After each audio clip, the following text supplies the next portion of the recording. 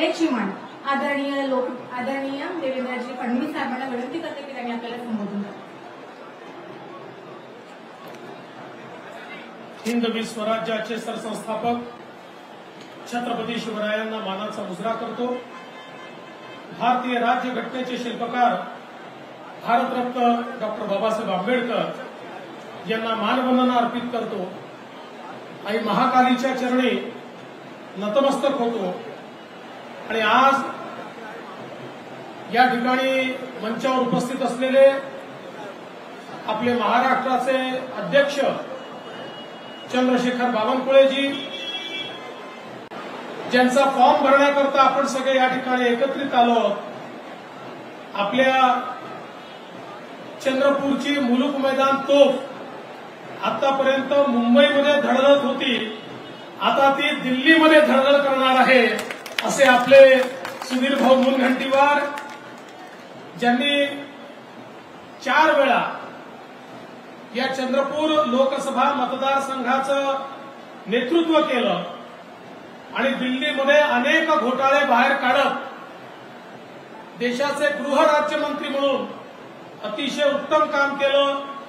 ते आदरणीय हंसराज अहिर, सन्माननीय खासदार रामदास तडसजी, आमदार संजीव रेड्डी बुतकुलवारजी, आमदार संदीप धुर्वेजी, आमदार अशोक उईकेजी, हरीश शर्माजी, संजय धोटेजी, राहुल पावडेजी, अशोकराव जीवतडे, राजीव कक्कड, आमचे आशिष बाबू देशमुख, बंडूजी हजारे, नितीनजी या ठिकाणी उपस्थित, विजयजी राऊत, रमेशजी राजूरकर, संध्याताई गुरनुले, राखीताई कांचलवार, मंचावर उपस्थित सर्व मान्यवर आणि उपस्थित सर्व भगिनी आणि बंधूंनो, आताच सुधीर भाऊने या निवडणुकीचं महत्व काय आहे हे सांगितलंय। ही राज्याची निवडणूक नाहीये, ही देशाची निवडणूक आहे। देशाचा नेता कोण असेल, देशाचं नेतृत्व कोणाच्या हाती द्यायचं याची ही निवडणूक आहे। ही निवडणूक सुधीर भाऊ किंवा काँग्रेसचा उमेदवार यांच्यातली नाही, तर ही निवडणूक हे ठरवणार आहे की देशामध्ये मोदीजींचं राज्य आणायचं की राहुल गांधीला संधी द्यायची याचा निर्णय करणारी ही निवडणूक आहे। सुधीर भाऊला दिलेलं प्रत्येक मत हे मोदीजींना दिलेलं मत आहे, काँग्रेसच्या उमेदवाराला दिलेलं मत हे राहुल गांधींना दिलेलं मत आहे। आता मी तुम्हाला सांगण्याची आवश्यकता नाहीये या देशामध्ये राहुल गांधींची अवस्था काय। राहुल गांधी हे एक यात्रा घेऊन निघाले आणि असं गमतीने अनेक वेळा म्हणतात, ज्या ज्या पापडे संतन के तहाता बंटा ढार, जिथे जिथे राहुल गांधी गेले त्या त्या ठिकाणी काँग्रेस तुटली फुटली, लोक सोडून गेले आणि निवडणुकीमध्ये त्यांना पराजयाचा सामना करावा लागला। आणि आज संपूर्ण देशामध्ये पूर्व पश्चिम उत्तर दक्षिण मध्य ईशान्य देशाच्या कुठल्याही कानाकोपऱ्यात गेलं एकच नाव ऐकू येतं, नरेंद्र मोदी, नरेंद्र मोदी, नरेंद्र मोदी। आज देशाला मोदीजींच्या नेतृत्वात एक अशा प्रकारचं नेतृत्व लाभलंय की ज्यांनी देशामध्ये पहिल्यांदा गरीबाचा विचार केला, गरीब कल्याणाचा अजेंडा आणला, गरीबाला घर दिलं, शौचालय दिलं, पाणी दिलं, गॅस दिला, वीज दिली, लोन दिलं, गरीबाला उभं केलं। तुम्ही विचार करा, जगाच्या इतिहासात जे झालं नाही ते मोदीजींनी करून दाखवलं। 10 वर्षामध्ये 25 कोटी लोकांना गरिबीच्या बाहेर काढणारा नेता हा नरेंद्र मोदी आहे। जे जगाला समजलं नाही, जे जगाला करता आलं नाही ते या देशामध्ये मोदीजींनी केलं। मोदीजींचं सरकार मुठभर लोकांकरता काम करणारं सरकार नाही आहे। दीन दलित गोर गरीब आदिवासी शेतकरी शेतमजूर ओबीसी अल्पसंख्याक महिला या प्रत्येक घटकाला हे आपलं सरकार आहे, हा आपला नेता आहे, हे आपल्याकरता काम करतायत, अशा प्रकारची भावना आज या ठिकाणी झाली. आणि म्हणूनच आज आपण पाहतोय महाराष्ट्रातली आपली महायुती भक्कम झाली आहे. भाजप आहे, शिवसेना आहे, राष्ट्रवादी काँग्रेस आहे, रिपब्लिकन पार्टी आठवले आपल्या सोबत आहे, रासप आपल्या सोबत आहे, अनेक पक्ष हे आज आपल्या सोबत आहे आणि एक मजबूत अशा प्रकारची महायुती आपण तयार केली आहे. आणि चंद्रपूरमध्ये तर सुधीर भाऊंसारखा एक उमेदवार आपण दिलाय.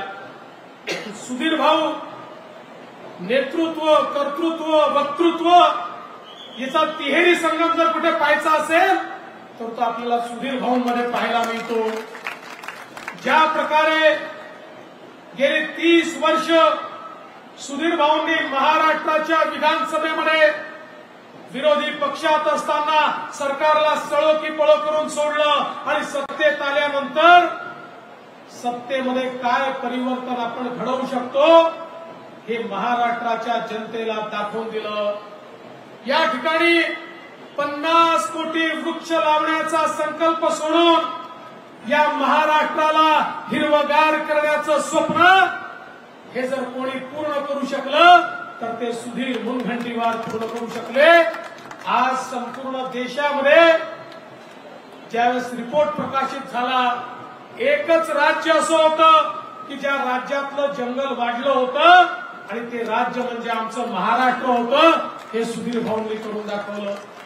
आज सांस्कृतिक कार्यमंत्री म्हणून या महाराष्ट्रामध्ये छत्रपती शिवरायांच्या राज्याभिषेकाच्या 350व्या वर्षाच्या पूर्ततेच्या निमित्ताने छत्रपती शिवरायांना संपूर्ण देशात वंदना तर मिळालीच, पण त्याच वेळी छत्रपती शिवरायांनी ज्या वाघनखाने अफजल खानाचा कोथळा बाहेर काढला होता, जी वाघनखं आमच्याकडनं चोरून त्या काळातल्या इंग्रजांनी नेली होती, त्या सरकारशी चर्चा करून ती वाघनखं देखील भारतामध्ये आमच्या दर्शनाकरता आणण्याचं काम जर कोणी केलं असेल तर ते सुधीर भाऊंनी केलं.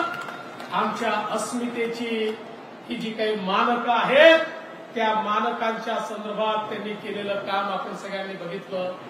आणि आज ज्या प्रकारे चंद्रपूर जिल्ह्याचा चेहरा बदललेला आपण पाहतोय, ज्या प्रकारे विकास झालेला आपण पाहतोय, आज या महाराष्ट्रामध्ये मोदीजींच्या सरकारमध्ये आमच्या नितीनजींच्या नेतृत्वामध्ये ज्या प्रकारे विदर्भाचा चेहरा बदललेला आपण दिसतोय. आज मी आपल्याला सवाल विचारू इच्छितो की भारतीय जनता पक्षाच्या व्यतिरिक्त किंवा महायुतीच्या व्यतिरिक्त कोण विकास करू शकतं? आज आपण बघितलं मागच्या वेळी एक ऍक्सिडेंट झाला आणि आपलं हंसराज भैया छोट्या मतांनी त्या ठिकाणी हारले. आता ते आमचे मित्र दिवंगत झाले, मी त्यांच्यावर बोलणार नाही, पण मी सवाल विचारू इच्छितो की त्या काळामध्ये आपल्याला कुठला विकास पाहायला मिळाला? महाविकास आघाडीचं सरकार देखील होतं, त्याही काळामध्ये आपल्याला कुठला विकास पाहायला मिळाला? बंधू भगिनींनो, या ठिकाणी विकास जर करायचा असेल तर त्याला दृष्टी लागते. सर्व समाजाला सोबत घेऊन कोण चालू शकतो? प्रत्येकाची दुःख कोण समजू शकतो? कोण ती दुःख योग्य प्रकारे मांडू शकतो? हा जर विचार आपण केला तर आपल्या मनामध्ये सुधीर भाऊंच्या व्यतिरिक्त दुसरं नावच येऊ शकत नाही, हा मला विश्वास आहे. आणि म्हणून आपल्याला फॉर्म भरायला जायचा आहे आणि मलाही गडचिरोलीला फॉर्म भरायला जायचा आहे. आणि मी तुम्हाला काही फार सांगावं असं नाही, कारण चंद्रपूरच्या जनतेने निर्धार केला आहे आणि यवतमाळच्याही जनतेने निर्धार केलेला आहे. नरेंद्र बरोबर आहे ना? तर यवतमाळच्याही जनतेने निर्धार केलाय. आता यावेळेसची जागा रेकॉर्ड मताने आपल्याला निवडून आणायची आहे. ज्यावेळेस आम्ही ठरवलं की महाराष्ट्रामध्ये महायुतीचा फॉर्म भरायची सुरुवात कुठनं करायची, एक मताने सगळ्यांनी निर्णय केला ही सुरुवात चंद्रपूरपासनं सुधीर भाऊंपासनं झाली पाहिजे. आणि आज ही सुरुवात चांगली झाली. ज्याची सुरुवात चांगली होते त्याचा अंतही चांगला होतो। एक नंबर सुधीर भाऊ, आता 45 पार आमचं थांबूच शकत नाही आणि अबकी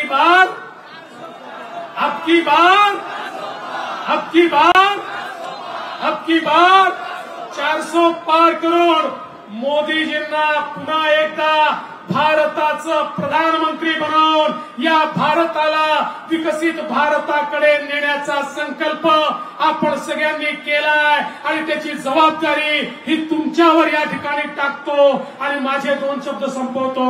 जय हिंद, जय भारत। या राज्याचे उपमुख्यमंत्री आदरणीय देवेंद्रजी प्रदेशाध्यक्ष बावनकुळे साहेब, आजचे महायुतीचे उमेदवार आदरणीय सुधीरभाऊ मुनगंटीवार या सर्वांचे स्वागतासाठी महायुतीच्या सर्व नेत्यांना पदाधिकाऱ्यांना विनंती करते की आपण लवकर 2 मिनिटं स्वागत करावं।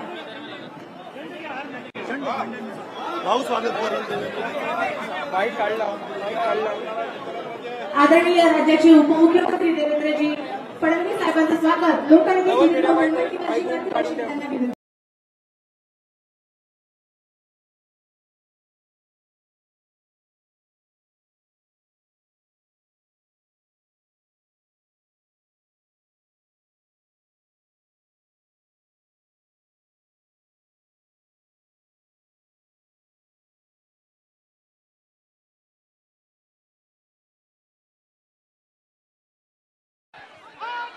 भारत माता की, भारत माता की। आता आपण सभेला सुरुवात करूया।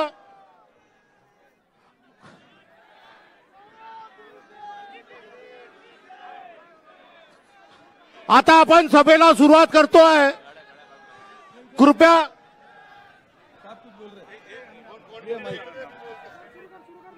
सुरू करा। या ठिकाणी आपण महायुती 1 मिनिट भेंडे सर हे घ्या, सुरू करा। संदीप गोवेला अच्छा या सभेकरता संबोधित करतील भारतीय जनता पार्टीचे प्रदेशाध्यक्ष आदरणीय चंद्रशेखरजी बावनकुळे। भारत माता की, भारत माता की। वंदे छत्रपती शिवाजी महाराज की, महामानव डॉक्टर बाबासाहेब आंबेडकर की। आज आपण आपल्या सर्वांच्या जीवनामध्ये आपल्या सर्वांचे आवडते, आपल्या सर्वांचे पालक, आपल्या सर्वांच्या हृदयात ज्यांचं अनन्यसाधारण महत्व आहे असे माननीय नितीनजी आज 50,000 कार्यकर्त्यांच्या